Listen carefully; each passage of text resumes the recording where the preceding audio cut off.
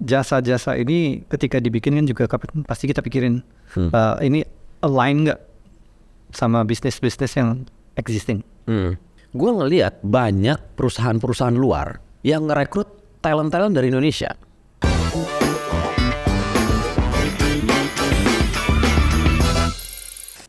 Selamat datang di podcast Upgrade Karir episode sekian, ya kan? Apa berapa? 17? Ya, tolong. Episode 17 ya. Tepuk tangan dulu. Kita masih bersama Mas Majin. Mas Majin ini adalah seorang businessman yang keren lah pokoknya lah. Dia pokoknya keren lah udah itu. Mas Majin itu sekarang main bisnisnya, lu kalau main bisnis sekarang berarti Bounce ya, yang Mainnya sekarang ada dua. Nah, ada Bounce sama Silo. Oh, Silo itu udah bukan project ini lagi. Udah bukan project, udah main business. Tadi di episode sebelumnya kita ngobrolin soal Silo. Jadi lu baru mulai panas ngomongin soal Silo kan. Kita refresh sedikit. Silo itu adalah LMS. Bukan Learning Management System tapi Leads Management System. 100% Indonesian berarti. Dibuat di Indonesia, di apa namanya, dikelola di Indonesia dan untuk market Indonesia. Betul. Ceritain dikit soal Silo. Kenapa lu memutuskan untuk bikin Silo? Nah itu dulu deh. Kenapa memutuskan untuk bikin Silo? Oke. Sebenarnya line of business yang biasanya gue bikin itu mostly jasa. Backbone-nya jasa dulu ya. Nah, jasa-jasa ini ketika dibikin kan juga pasti kita pikirin ini align nggak sama bisnis-bisnis yang existing. Nah, actually LMS ini sebenarnya cukup lumayan align sama existing business di Bounce. Oke. So kita at least kita punya jump start duluan di beberapa existing projects yang bisa langsung diimplementasi. Berarti awalnya ini enabler untuk Bounce dulu, untuk grup. Exactly, betul. Usaha lu sendiri. Kita sebelumnya selalu bicara enabler. Oke. So konteksnya adalah sama enabler untuk beberapa untuk menjawab beberapa objektif yang sebelumnya belum bisa didapetin. Got it. Nah di tim lu khusus untuk Silo sendiri, lu punya berapa developer, lu punya berapa tim yang lain, data analis kah? Lu udah mainan data science belum gitu? Per tahun ini developersnya mesti hitung. Ya karena banyak yang ini juga kan. 12 orang. 12. Dan teman-teman perlu tahu juga, tapi gue nggak tahu nih, apakah sampai sekarang lu masih remote friendly atau remote first? Remote friendly as in kalau tim lu memilih pengen kerja remote boleh, atau lu sekarang malah yaudah lu remote aja deh yang lebih utama? Again di industri kayak kita kan selalu harus perhatiin SOP, produktivitas dan keselamatan. Keselamatan ya? Keselamatan. Okay. Keselamatan orang dan data. Iya. Oh data juga ya. Data. Security. Lu bilang keselamatan, gue bayangin lu karyawan lu di kantor pakai ini helm proyek gitu. Bukan. Jadi sebelumnya full remote. Terutama waktu era pandemi ya. Era pandemi. Betul. Dan sampai saat ini sebenarnya terutama untuk tim developers dan beberapa tim yang sifatnya productions, sebenarnya mereka boleh remote friendly berarti. Kalau sebutnya remote friendly, yes. Kita cuman mewajibkan mereka seminggu datang 1 hari aja untuk bersosialisasi. Ya, karena tetap perlu, gimana pun kita tetap perlu untuk kenalan. Untuk kenal. Iya. Lu siapa? Iya, benar. Ngobrolnya di Zoom dulu gitu ya kan. Ya, ngobrol di Zoom juga kan. Halo, udah lengkap semua. Kita mulai, nggak ada yang nyalain kamera. Matiin mic semua. Layar saya udah kelihatan. Oke, kita mulai. Iya benar. Benar. Tapi gue sempat maksudnya gue tahu lu di era-era pandemi terutama dan sedikit setelah pandemi bahkan tim lu ada yang di Medan ya, yang satu kota dengan gue waktu itu kan, dan ada yang di mana-mana gitu kan. Dan kalau untuk Bounce kayaknya nggak terlalu, masih sama ya kebijakannya begitu juga ya? Kebijakannya sama. Artinya kapasitas ruangan kantor yang lu butuhkan untuk kantor lu sekarang menyusut lah sebenarnya kan? Ya sebenarnya kantor itu udah bukan tempat kerja yang formal. Oke. Kantor itu tempat bersosialisasi. Nah. Oke. Dan apakah lu melihat tren itu terutama di industri kita akan terus seperti itu? Menurut gue akan begini terus. Yeah. Sampai I don't know, maybe 5-10 years ahead. Menurut gue akan tetap begini. Dan setelah 5-10 years apa? Kita belum tahu ya. Ada apa lagi? Ada inovasi apa lagi gitu. Tapi pada dasarnya kayak banyak banget kok yang kalau di luar pun mereka kerjanya di Bali gitu. Yeah. Mereka kerjanya di Jogja, di mana mereka nggak ada masalah. Nggak ada masalah. Gue punya ada satu lulusan, nanti Mas Editor boleh tolong tambahin ini ya. Di video atas ini ada salah satu lulusannya praktikum yang sebelumnya lawyer. Lawyer, cuman dia burn out, dia kerja di Jakarta. Tujuan hidupnya tuh simple gitu. Dan gue agak sedikit tertawa gitu pertama mendengar dia bilang tujuan hidup dia tuh simple, dia pengen WFB, bukan FWB ya, WFB. Work from Bali. Iya, itu aja simple itu. Akhirnya dia memutuskan ikut praktikum. 2 bulan setelah dia lulus dia keterima di Nansen jadi data analyst dan ditinggalkan semua praktis lo nya. Dia kerja sebagai pengacaranya. Sekarang ya benar-benar kerja remote dari Bali. Oh, semua anak istri tinggal semua? Nggak, dia masih single, cewek single. Oh, oke. Jadi kan memang kayaknya lebih inline gitu. Kalau seumuran kita kan nggak bisa begitu kan, mau pindah anak sekolah gimana kan gitu ya. Tapi trennya bener kayaknya. Itu kayaknya akan sangat mengarah ke situ ya. Kenapa gue ngobrolin ini? Karena gue selalu bilang sebenarnya kalau ditarik mundur banget di era-era kita memulai, kita kerja remote itu kan bukan sesuatu yang aneh. Kan di industri kita itu kan sebenarnya udah biasa aja sih sebenarnya, walaupun nggak kayak sekarang gitu ya. Nah tapi kalau sekarang, terutama setelah pandemi, gue ngelihat banyak perusahaan-perusahaan luar yang ngerekrut talent-talent dari Indonesia. Lu bayangin kalau misalnya ada satu perusahaan dari luar ngerekrut developer atau data analis misalnya, ya kan, dari Amerika let's say. Di Amerika itu average household income across all states lah, gue tarik average aja, rata-rata tuh 3.500 kurang lebih, ya kan, yang dianggap UMR lah gitu ya, kurang lebih ya. Buat mereka, kalau mereka bisa nge-hire seorang data analis atau developer dengan gaji 1.500 atau 2.000, itu kan murah dong, iya kan? Kan standar gajinya data analis atau software developer di Amerika itu sekitar 75.000 kalau starting, 75.000.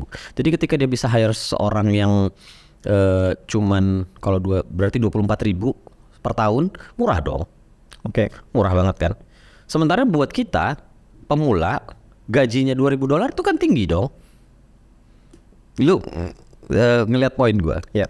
Sehingga menurut gue, terutama di era-era sekarang ini, lu bisa pilihan lu bekerja dan berbisnis terutama itu jadi benar-benar nggak ada boundary lagi. Mau bisnis kemanapun, mau kerja kemanapun, kayaknya gampang gitu. Dan apakah lu kalau lu sendiri sekarang ngambil klien dari luar nggak atau Indonesia-nya? Oke.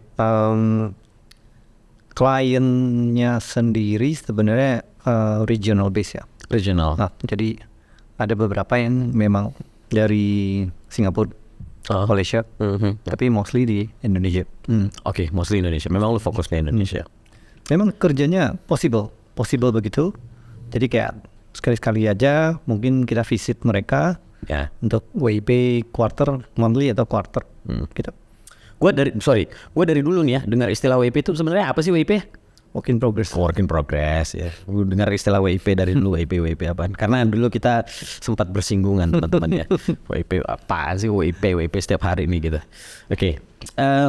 Gue sekarang mau berbicara soal karir lah ya. Tadi kita bahas soal karir buat teman-teman yang kepengen jadi data analis. Sekarang udah ada jalannya. Dulu kalau di era-era kita memulai, kayaknya kalau mau jadi software developer, itu kayaknya lu perlu berdarah-darah, lu perlu ikut komunitas ini, karena tempat belajarnya kan biasanya kan di komunitas kan, kita biasanya di komunitas belajarnya. Kalau sekarang udah ada bootcamp yang berkelas internasional seperti praktikum, sayang banget kalau nggak dimanfaatin gitu.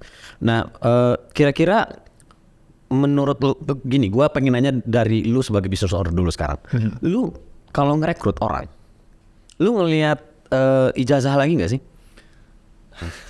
Oh harus ijazah lulusan ini apa kalau di lowongan kerja itu biasa apa PTN ternama misalnya gitu atau kampus ternama Minimal S1.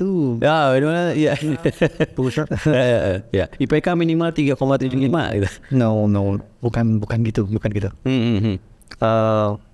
Yang kita cari itu mostly pertama memang requirement itu perlu. Ya. Oke, requirement itu perlu untuk menyeleksi lah minimal ini orang-orang yang relevan. Oke. Setelah dapat itu bukan edukasinya yang kita cari, tapi either itu portfolionya dia, atau experience-nya dia. Oke. Setuju. Atau mostly kalau dia punya achievement yang dia masukin, dan kita bisa coba cek achievementnya itu relevan nggak sama objektifnya kita atau sama requirement kita. So are you saying that sometimes you put requirements, so for example like S1 harus S1 dari ini lu taruh di situ? Bukan. Enggak juga, tetap lu bahkan lu nggak menaruh nggak naruh itu sebagai bahkan nggak naruh itu sama sekali. Bahkan nggak menaruh itu sama sekali. So karena gini, gue punya beberapa pengalaman dulu juga gitu. Ditaruh misalnya minimal lulusan S1, minimal lulusan S2. Sementara kalau kayak gue yang drop out kuliah 2 kali ya, ijazah aja gue kadang nggak tahu ijazah gue di mana gitu. Dan kadang-kadang requirement is only requirement gitu, ya kan? Pas waktu ngelamar ya dipanggil aja tuh gitu. Jadi intinya nyoba aja dulu gitu. Intinya gitu satu, ya kan? Nah yang kedua soal requirement lu. Biasanya kalau lu naruh requirement, apa requirement yang lu taruh? Yang pertama harus job descriptions ya. Job description. Job description itu menceritakan atau menjelaskan, at least menjelaskan tugas dia secara umum. Tugas dia secara umum di tempat kita itu nanti apa. Tapi umum ya. Nah, baru berdasarkan tugas ini minimum dia harus menguasai ABC. Gitu. Nah, menguasai ABC juga itu general. Misalnya prioritas kita adalah jago komunikasi. Ya. Jago komunikasi. Itu biasanya paling sering dipakai. Karena again, kemarin baru baca pepatah juga. Ya, 80% atau 90% kita melakukan tugas kita dengan baik karena kita komunikasi. Betul. Karena kita bisa berkomunikasi. Setuju. Nah, bukan masalah kita jago apa dan segala macam. Karena memang kita berkomunikasi aja. Komunikasi dengan baik. Nah, yang kedua baru ini gua kasih konteks. Kalau misalnya lu buka lowongan web development, web developer. Nah, kira-kira apa? Tadi satu lancar berkomunikasi, jago berkomunikasi. Kalau web next development. Kalau web developer. Kalau web developer kita pasti pertama project yang sedang dihadapin, yang akan di-assign. Itu teknologinya apa? Itu ditembak ke sana dulu.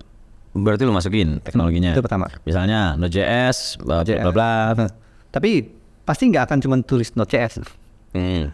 Akan digeneralisasi gitu. Oh, akan digeneralisasi. Back end misalnya berarti. Ya, jago backend, jago JavaScript, Ya. kayak gitu aja. Ya. General banget. Nah, Oke. Terus kedua mungkin yang kita mau tahu tuh logic thinkingnya. Gimana lu menaruh itu di requirement? Bisa berpikir secara logis gitu. Ya, mostly problem solving sih. problem solving. Mostly kita tulis problem solving. Oke. Jadi communication, technical skill, problem solving, dan udah. Udah, that's it. Nah, ini teman-teman, gue selalu bilang ya sama orang-orang kalau gue lagi webinar atau apapun, bahwa cara apply pekerjaan di profesi-profesi IT itu berbeda dengan cara kita misalnya mau apply sebagai I don't know apa di apalah gitu ya. Pokoknya ya, gue nggak kebayang soalnya pekerjaan yang lain lah misalnya. Kerjaan yang administratif. Kerjaan yang lebih nggak, memang yang dibutuhkan itu pengakuan. Pengakuan ya. Pengakuan administratif. Ya. Maka biasanya di situ tuh yang paling penting diutamakan itu biasanya ya kelengkapan administrasi. Iya. Dalam hal ini misalnya ijazah, ya kan? Legalisir IPK gitu kayak gitu kan. Nah, kalau di industri IT terutama yang spesifik profesionnya, software developer, data analis, data scientist, dan data architect dan seterusnya, biasanya itu tuh nggak penting-penting amat gitu kan. Dan cara interviewnya umumnya biasa pasti disaring pertama oleh orang HRD. Disaring pertama orang HRD, betul. Itu untuk mengidentify attitude. Oh, attitude. Oke. Nah, setelah itu biasanya user langsung. Setelah itu user juga interviewnya pakai case langsung kan. Nah, teman-teman, jadi kalau teman-teman ini interview ke profesi sebagainya misalnya web developer, maka akan ada case tadi di situ. Udah pasti ya kan. Makanya kalau teman-teman ikut ini bedanya kalau kalian belajarnya otodidak tapi dari YouTube yang gratisan sama belajarnya di praktikum. Kalau di praktikum tuh disiapin yang begini-gini. Kemudian case studies berarti ada tes di situ. Ada tes lisan dan tes verbal. Tes lisan, tes verbal gimana? Tertulis. Ya, tertulis juga. And then kemudian setelah itu, tapi sebelumnya biasanya ngeliat portofolio dulu ketika di filter. Portofolio, ya pertama portofolio dulu. Kalau dia tidak punya portofolio, artinya itu dia datang dari bootcamp atau dia pernah ngapain gitu. Oh, kalau datangnya dari praktikum ada portofolionya bro? Ya, dari beberapa pengalaman bootcamp yang tidak perlu disebut. Yang tidak perlu disebut. Mereka pasti punya portfolio. Oke. Portofolio, kemudian case studies. Nah, biasanya setelah itu, udah negosiasi gaji. Ya biasanya kan. Enggak lah. Biasanya ditanyain detailnya. Kamu bangun ini berapa lama? Timnya berapa orang? Berapa lama? Siapa yang in charge? Ya, siapa yang lead? Tugas kamu ngapain? Tugas teman kamu ngapain? Memastikan dia tahu nggak sih requirement-nya apa? Iya, betul. Dia tahu nggak sih spesifik sesuai tugas dia apa di sana? Betul. Menarik. Karena belum tentu satu project itu dia yang megang semua gitu ya. Bisa jadi dia yang mengerjakan semua, tapi jadi dia benar-benar nggak tahu dia harus ngapain. Dia cuma hajar semua. Oke. So menarik. Oke. Nah, pertanyaan gue berikutnya adalah, kemudian kalau misalnya lulusannya data analis atau web development di praktikum mau apply ke grup perusahaan lu lah, either Silo lah, Bounce lah, yang lain lah, mungkin nggak punya gelar S1, mungkin kan? No. Nggak perlu. Enggak. Tetap bisa diterima. Salah satu manajernya, salah satu HOD-nya kita enggak S1. HOD itu apa? Lu jelasin dulu. Head of department. Head of department. Jadi levelnya udah mendekati direktur ya sebenarnya. Head of department. Secara fungsional tuh udah bos lah gitulah istilahnya kan. Minimal dia udah manajer lah, manajer senior. Ya, senior manager, oke. Bahkan nggak lulus S1. Bahkan tidak ada S1-nya. Ya, teman-teman. Ya, saya lah misalnya gitu yang paling gampang gitu ya.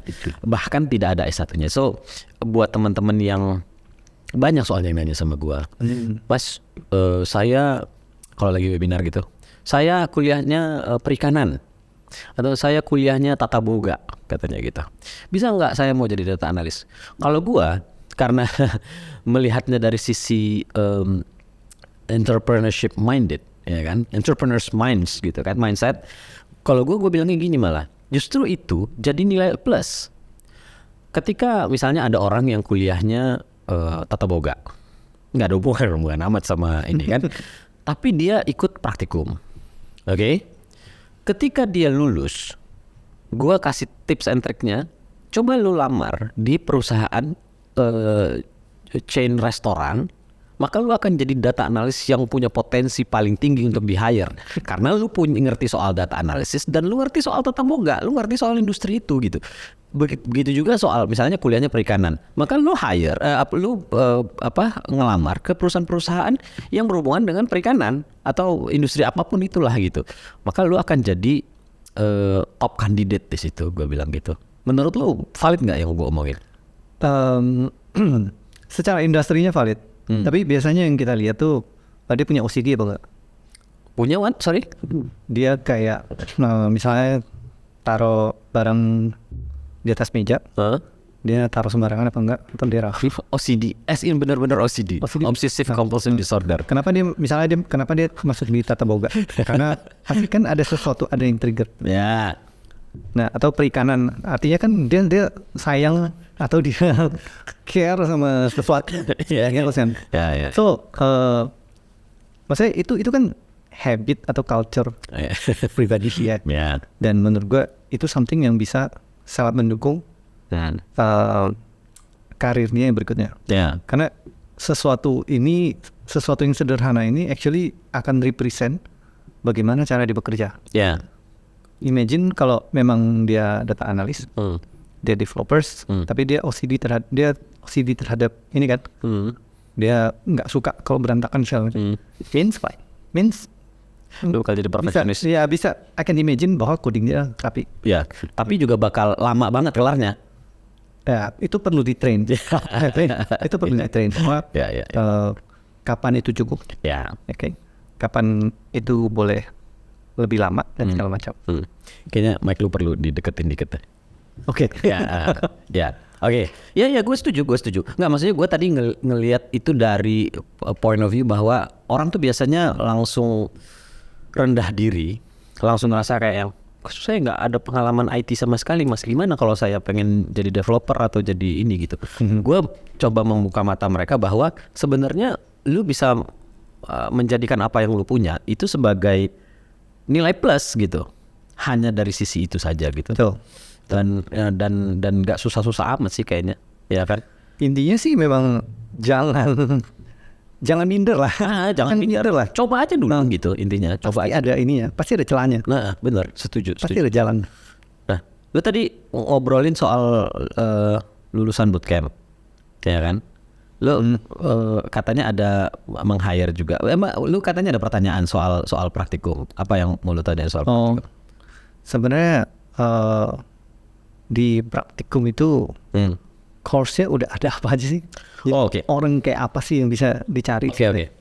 Saat ini baru ada 3 di Indonesia ya.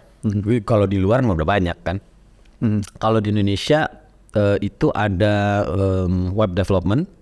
Kalau di Amerika nyebutnya software engineer sebenarnya. It's the same course. Oke. Tapi di sini nyebutnya kita web developer. Web development, kemudian data analysis, and data science. 3 itu dulu. Dalam waktu dekat kita akan launch QA. Oke. Dan Python. Tapi mungkin dalam beberapa bulan ke depan lah. Oke. Lu mau nge-hire dari praktikum? Iya, tadi pengen tahu. Ya. Kalau dari praktikum tuh what can I expect gitu. Ya. Spesialisasi atau mereka sebenarnya lebih mahir di mana atau apa gitu. Karena kan memang udah cobain beberapa tempat lain. Ya. Bahkan nggak cuman yang short course ginian. Kita juga kerjasama dengan beberapa universitas yang selalu ngambil internnya mereka, yang top intern mereka. Jadi memang channelsnya banyak. Nah, tapi kan namanya yang talents baru, pasti kan yang datang 10 mungkin yang benar-benar Qualified. atau qualified atau memang relate sama kita mungkin 2 atau 3. Yeah. That's why sempat kepikiran kalau perbanyak channels ini opportunity-nya apa gitu. So far memang beberapa good talents kita memang datangnya dari bootcamp semua. Belum ada yang dari praktikum kan? Belum. Ya karena juga lulusan pertamanya praktikum juga baru. Ya tadi tuh yang di episode sebelumnya kan baru mau mulai lulus gitu. We'll see what we can do about that ya kan. Tapi lu masih ada pertanyaan soal praktikum gak? Iya, lebih ke arah itunya spesialisasi atau I mean kalau course-nya kan itu kan course-nya. Ya. Tapi what kind of quality gitu? What kind of quality? Kalau web development-nya kan tadi gue udah sempet mention soal JavaScript, heavy on JavaScript, tapi juga fundamental JavaScript juga diajarkan di situ. So mostly kalau lo expect front end ya sesuai dengan tren yang sekarang kan, React, Vue dan teman-temannya. Back end berarti mostly ya Node.js related gitu. Tapi di praktikum justru diajarin dua-duanya. Lu nggak spesifik front end atau back end, diajarin gitu. Tinggal setahu gue ya nanti orang kan akan memilih sendiri, kayaknya gue lebih nyaman di front end, kayaknya gue lebih nyaman di back end. Atau sesuai dengan waktu berjalan lu bisa dua-duanya gitu. Ya kan, ya kayak kita dulu lah gitu. Kalau lu secara spesifik apa yang misalnya lah lu cari gitu? Kalau di tim teknologinya kita nggak pernah ngasih mereka spesifik. Oke. Jadi yang kita hire semuanya full stack. Full stack aja, iya. Oke. So ketika requirement-nya Node.js, then Node.js we go. Ketika requirement-nya Flutter, then Flutter. Ya, gue setuju. Dan in that sense sebenarnya di praktikum ya belajar full stack kan. Tapi kan gini, gue punya definisi yang agak sedikit berbeda, tapi ini dari sisi idealisme gue ya. Kalau untuk menyebut yang full stack, benar-benar full stack itu kayaknya nggak ada lulusan bootcamp manapun yang atau kampus manapun yang begitu keluar lu benar-benar jadi seorang yang benar-benar full stack gitu. Intinya sebenarnya kayak tadi, lu memahami semantiknya, lu memahami logikanya bagaimana, kemudian pelan-pelan lu belajar menambah gitu kan. Karena kalau lu mau disebut sebagai seorang yang full stack itu kan sebenarnya ya benar-benar harus komplit gitu. Ya, maksudnya full stack juga kita kan sebenarnya bukan menyuruh dia untuk menyelesaikan semuanya. Iya. Kan di dalam sebuah organisasi juga pasti ada struktur organisasi. Betul, pasti ada project manager, ada orang yang mengatur bahwa kamu project ini tugasnya front end, kamu project ini tugasnya back end, kamu project ini tugasnya bahkan QA gitu. Sebenarnya udah diatur. Tapi maksudnya resource-nya atau istilahnya jagoan-jagoan kita tuh fleksibel. Kali ini disuruh Flutter. Bisa. You're talking about full stack in that sense gitu kan. Dari sisi itu. Ya, dari sisi itu juga maka gue akan bilang kalau kayak di praktikum ya lebih full stack dari kebanyakan tetangga ya. Karena memang menurut gua requirement lu kalau lu mau jadi seorang yang full stack benar-benar lu sebenarnya ngerti bisnis proses, lu ngerti logiknya dan semantiknya lagi-lagi gitu. Karena kalau orang yang memang mengerti semantik programming, lu belajarnya misalnya React Native misalnya. Ketika lu disuruh ngerjain pakai Flutter misalnya, agak sedikit berbeda, tapi kalau lu paham bisnis prosesnya, lu paham logiknya, lu paham semantiknya, nggak sulit gitu. Iya kan? Betul. Kalau di episode sebelumnya tadi gue bahas tentang generalisasi, kan? Ya ini di sini tuh butuh banget. Kayak misalnya contohnya, lo ditugaskan untuk bertanggung jawab di front end, untuk aplikasi misalnya aplikasi beli motor. Terus tapi ditanya pernah beli motor nggak pernah. Ya. Dan Ya benar, doesn't make sense kan. nggak make sense, nggak, itu generalisasi itu dibutuhkan. Betul. Nah, Setuju. experience itu dibutuhkan sebelum lo benar-benar jump into menjadi spesialisasi untuk membantu men-solve that problem gitu. Setuju. Nah, tapi juga generalisasi dari sisi tim dev menurut gue itu penting gini. Dulu kan mungkin kita terbiasa dengan pola yang monolitik, ya kan? Satu bahasa pemrograman dipakai semua. Mas Editor tolong monolit itu ya. Misalnya bikin aplikasi kayak tadi lo bilang, aplikasi jual motor. Oke, kita pakai Flutter full. Tapi kalau sekarang, in my opinion gitu, kayaknya hampir semuanya modular kok. Pakai microservices. Jadi sebenarnya lu punya tim misalnya nih yang utamanya misalnya pakai Flutter. Tapi chatnya mungkin pakai React Native. Ya. Galerinya mungkin pakai apa? Ininya pakai apa? Jadi sebenarnya lagi-lagi gitu, nggak perlu terlalu takut. Selagi kalian kalau memang mau spesialis, misalnya spesialis jagonya Vue nih misalnya, atau spesialis jagonya Mongo nih misalnya, atau apalah gitu ya, tetap bisa dipakai aja menurut gua. Iya kan? Iya, betul. Jadi nggak harus monolitik juga. Dan harusnya dari sisi development juga kayaknya begitu sih. Ini gue pengen nambahin aja. Maksudnya kalau kalau konteksnya masih belajar dan segala macam, pasti kan again kita maunya spesialisasi, pengen ngerti gitu. Ya. Tapi ketika praktek itu generalisasi itu lebih penting. Mengetahui bisnis objektif itu sangat penting. Dan kita juga kan, karena kalau udah masuk ke dunia kerja, kan pasti kita juga mikirin anak-anaknya ya, yang udah bekerja itu the next thing-nya apa gitu. Betul. Kalau di Jago udah banyak kontribusi, the next thing-nya apa. So that's why kita selalu ngasih tahu generalisasi. Kenapa generalisasi? Karena ya again, ketika memang dia udah bisa berkontribusi secara teknis dan dia sudah bisa melihat lebih problemnya lebih holistik. That means memang pengetahuannya lebih banyak kan. Yeah. Dia lebih one step ahead untuk problem solving. Yeah.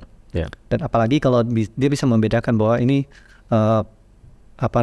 problem ini problem eksternal, problem ini problem internal, dan kalau dia bisa mengidentify ini problem internal, artinya talent tersebut udah punya potensi manajer.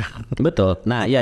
Gua paham. Jadi yang lu bicarakan adalah sebenarnya masalah step up secara struktur organisasi kan. Lu mempersiapkan si talent ini sebenarnya bisa dijadiin manajer, nggak bisa jadi team leader, nggak bisa dijadiin HOD kayak tadi kan misalnya. Masa depannya apa? Masa depannya apa? Ya mungkin banyak teman-teman yang belum tahu, kayak kalau udah levelan manager, levelan head, levelan CTO itu nggak coding lagi sebenarnya. Tugasnya itu sebenarnya mengelola resources, mengelola timeline ya, kayak gitu lebih ke manage ya, benar-benar ini gitu. Kalau masuk ke satu organisasi kan kita diajarin, bikinnya pakai modul ini, triknya begini, kita diajarin kan sampai spesifik banget. Tapi begitu kita udah menghadapi masalah manusia, nggak ada yang ngajarin. Iya benar. Harus itu jam terbang. Ya benar, setuju. Jadi juga mungkin buat teman-teman yang jenjang karirnya di dunia itu sebenarnya jelas-jelas aja ya, walaupun bisa lompat sana sini kan. Bisa banget. Iya, kayak kita dari animator Flash bisa tiba-tiba jadi backend developer, tiba-tiba kayak gitu-gitu kan. Tapi yang pasti mungkin buat gambaran teman-teman juga, kalau kayak tadi, kalau misalnya udah naik level manager atau level head, misalnya head of technology gitu misalnya, atau bahkan direktur teknis CTO, bayanginnya jangan yang teknis lagi gitu. Sebenarnya bukan ke situ fungsinya gitu. Dan itu masalah jam terbang kayak Mas Majin bilang tadi. Gue pengen lu kasih tips dong buat teman-teman di sini karena lu kan juga sebagai rekruter ya, bukan rekruter ya. Lu sebagai user kan. Kira-kira buat teman-teman yang nonton apa tips triknya supaya bisa diterima di grupnya Bunch, Silo dan seterusnya setelah atau yang pasti selain ikut praktikum ya, jadi ikut praktikumnya tetap ini ya requirement. Apa tips and triknya Mas Majin kira-kira? Tips and tricksnya ya, Portofolio satu banyakin. portofolio udah pasti. Kedua sebenarnya harus tahu ya sebenarnya role and responsibility-nya di dalam project itu batasannya apa, dan fungsi holistiknya seperti apa. Tapi kan holistik perlu jam terbang untuk bisa melihat sesuatu secara holistik, atau enggak? Kalau di Bounce biasanya tuh semuanya di brief gitu. Oke. Semuanya di brief. I see. Nah, karena kita mau semua orang mengerti bahwa tujuan kita mengisi air di sini apa. Karena kalau enggak kan dia, gue isi. Ya. Pokoknya bagian gua ini aja gitu ya. Gue isi. Ya. I don't care. Ya. Enggak, kita nggak mau itu. Nah, again, karena kita di jasa, kita sangat appreciate dan kita sangat mengutamakan ya sama-sama mengerti bahwa tujuan kita berdiri di sini itu apa. Kalau diterjemahkan ke bahasa HR, team player lah biasanya atau Team player, ya. Betul, team player.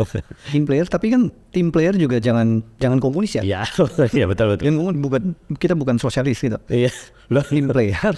Jadi komunis, jadi sosialis. Sorry. Kita team player, tapi kita tahu batasannya apa. Ya. Oke. Boundaries. Ini memang bukan responsibility gue, tapi I know how to help you. Ya. Dan at least nyampein aja gitu, atau at least ajarin, atau at least do something about that gitu. Ya. Oke. Jangan gue udah selesai. And the rest is up to you lah gitu ya. Gua nggak peduli, pokoknya urusan udah selesai gitu. Ya itu tadi team player. Masalah komunikasi? Kalau memang dia ada team player yang bagus, dia pasti berusaha untuk komunikasi. Ya betul juga. Oke. Apa lagi mungkin yang lu butuhkan? Kalau dari sisi employer, kalau dari sisi yang meng-hire, biasanya secara internal gue selalu komunikasikan 3 hal. Gue selalu komunikasikan begini. Kalau mau hire orang, atau mau cari orang, atau mau cari partner kerja kita, imagine kayak sebuah aplikasi ada 5 bintang, ratingnya 5 bintang. Carilah orang yang 3 bintang. Atau 4 bintang? No, 3 bintang. Even 3 bintang aja? 3 bintang itu is the best you can get. Yang pertama adalah attitude-nya. Oke. Kedua itu adalah willingness-nya, thinking-nya sama solving-nya. Dua tuh willingness-nya. Ketiga itu adalah skill-nya. So skill adalah yang ketiga malah? Skill adalah yang ketiga. Jadi kalau dia punya attitude dan dia punya willingness, dia punya culture-nya bagus kan. So yang skill itu kan bisa diisi. Betul. Skill itu bisa diajarin. Bisa dipelajari juga. Depends on situasi kita merekrut. Kita masih punya banyak waktu, kita ajarin. Kita nggak punya waktu dan kita butuh yang bintang 3. Ya kan? So bintang 3 itu the best you can get. Lu jangan expect 5 bintang. Bintang keempat dan bintang kelimanya itu actually begini. Mau sejago apapun talent tersebut di luar sana, mau dia 5 bintang, 6 bintang terserah. Tapi ketika dia datang ke ekosistem kita, dia pasti akan jadi 3 bintang. Dia pasti akan adjust kembali skillnya dia terhadap SOP kita, project kita, knowledge dan segala macam. So bintang keempat itu adalah effort kita yang meng-hire untuk ngisi ke dia, untuk betul. train ke dia, untuk educate dia, untuk kasih tahu dia, biar lebih maksimal, lebih baik. Gini loh, 4 bintang tuh di situ. 4 bintang tuh kita gitu. Bintang kelimanya tuh apa? Bintang kelimanya tuh kembali lagi ke orangnya, ke talentnya. So kalau udah skillnya udah bagus, attitude-nya bagus, dan udah di-equip segala macam dari kita, supposed to be, dia bisa lebih bagus lagi.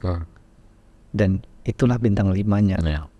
So kita cari 3 bintang. You're talking philosophically kan, dan gue setuju. Maksudnya, tapi maksudnya gini ya, gue tahu dan kita sama-sama tahu lah di industri kita bahwa nggak banyak juga perusahaan yang mungkin nggak banyak juga tempat yang mau berpikir sefilosofis lu kan gitu kan. I mean banyak juga tempat-tempat lain yang misalnya kayak kantor lah pokoknya, yang expect ketika ada talent baru masuk dia bisa langsung kerja gitu, bisa langsung jalan gitu kan. Poin lu soal diajarin diajarin cara ini, diajarin skill ini, menurut gue itu sangat bagus, dan itu bisa dicontoh juga untuk teman-teman kita yang lain di industri ini, dan I think that's why you prevail as well gitu kan. Lu menghargai tim lu gitu, bahwa mereka bukan hanya untuk menyelesaikan satu specific task aja and then sudah gitu kan. Makanya poin lu tadi soal bekerja sama yang kayak gitu-gitu kan. Jadi nggak hanya dinilai dari lu nyelesain ini udah selesai gitu. Gue setuju. Mudah-mudahan kita bisa lebih begitu ya. Tapi yang jelas kalau kayak di praktikum memang gue sering bilang gini, salah satu perbedaan, ada orang nanya kenapa harus ikut bootcamp? Kenapa? Kan bisa dipelajarin dari YouTube aja. Kan. But then maksud gue bisa kalau lu belajar di YouTube aja, but it will take you like long time untuk benar-benar jadi seseorang yang ready. Gue tahu lu juga, kita mungkin kan orang-orang yang otodidak, kita mempelajari bisnis kita, karir kita secara otodidak kan. Jadi bukan berarti nggak bisa sekarang kalau otodidak. Hanya saja waktu itu belum ada YouTube, belum ada Netflix, ya kan, belum ada lain-lain ini. Jadi kita belajar bisa lebih fokus. Kalau sekarang mungkin baru nonton video 30 menit soal data cleansing misalnya, tiba-tiba ada notifikasi ada apa, itu sangat sulit sekali. Kemudian poin yang kedua itu soal, kalau kita bicara soal data, maka apa yang lu pelajari, misalnya kayak di kursus-kursus gratisan di YouTube, dan apa yang akan lu hadapi di dunia nyata itu berbeda. Karena datanya biasanya udah di cleansing, udah disiapin kalau lu belajar di YouTube gitu. Sementara kalau masuk ke Bounce atau Silo misalnya, kadang-kadang format nomor handphone aja orang ada berapa macam nulisnya gitu kan. Exactly. Simple itu gitu. Nah, kadang-kadang itu yang nggak siap, orang bakal kaget gitu. Kemudian soal teamwork, lu nggak bisa juga dapat belajar gimana caranya teamwork bareng-bareng kalau lu belajarnya gratisan dari YouTube ya misalnya kan. Nah kalau kayak di praktikum itu diajarin, karena lu belajar kan berkelompok kan, ada batch-nya gitu. So in that sense, sama satu lagi, kalau di praktikum tuh ada code reviewer. So this is the effort untuk melengkapi sedikit dari bintang 4 lu kan. Si orang-orang yang belajar di praktikum itu code-nya di review. Jadi kita kan tahu code itu bukan hanya sekedar jalan. Sekedar jalan is one thing gitu. Tapi menyelesaikan masalah secara lebih elegan, yang mungkin lu nggak perlu nulis 2000 baris, ya kan, tanpa dokumentasi pula, ya kan, cuman dia yang ngerti gitu. Itu fungsinya code reviewer kalau di praktikum. Yang gua tahu nggak banyak di bootcamp lain. Dan di praktikum itu ada platformnya sendiri. Nah itu salah satu. Tapi ya itu kan kelebihan untuk teman-teman yang ini gitu. So gue berharap nanti dalam waktu dekat kita bisa bekerja sama, lu meng-hire dari praktikum juga gitu ya kan? Looking for. Ya, kita akan ada first graduation party dalam beberapa bulan ke depan. Nanti coba sambil kita evaluasi bareng-bareng gitu kan. Mudah-mudahan ya. Kenapa Mas Rangga? Udah berapa menit lagi? Udah habis? Udah cukup. Nih kalau pembahasan gua dan Majid nih bisa 3 jam, nanti ngobrolnya ngalur ngidur dari mulai AI ujungnya sampai pemerintahan Turki nanti. Jadi langsung ngomongin, lu punya apa yang pengen disampaikan? Final apa gitu? Ya, I think untuk nambahin tadi ya masalah skill set. Oke. So, gue rasa memang dibutuhkan banget bootcamp.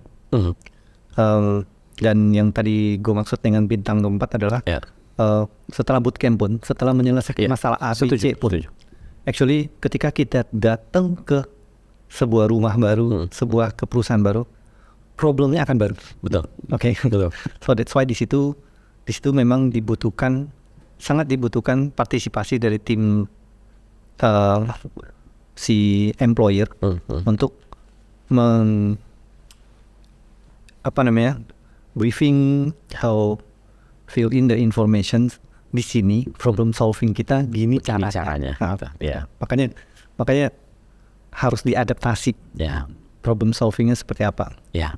Ya, tapi pada dasarnya mungkin ya tadi yang paling kena sama gue adalah tadi kalau beda industri gimana, kalau tidak S1 gimana? Ya sebenarnya my final word sih sebenarnya jangan minder. Iya. Jangan minder. Kalau fokus saja sama lu sendiri, lu bisa apa? Just show whatever you can. Dan lihat lawan bicaranya siapa, mau apply kemana. Artinya kan kita mesti adjust ya. Kadang tidak semua CV itu berlaku untuk semua perusahaan. Harus ingat itu. Most of the time. Harus ingat itu. Most of the time ya. Jadi perhatikan yang kita apply itu apa, mereka spesialisasinya apa, atau mereka punya informasi apa.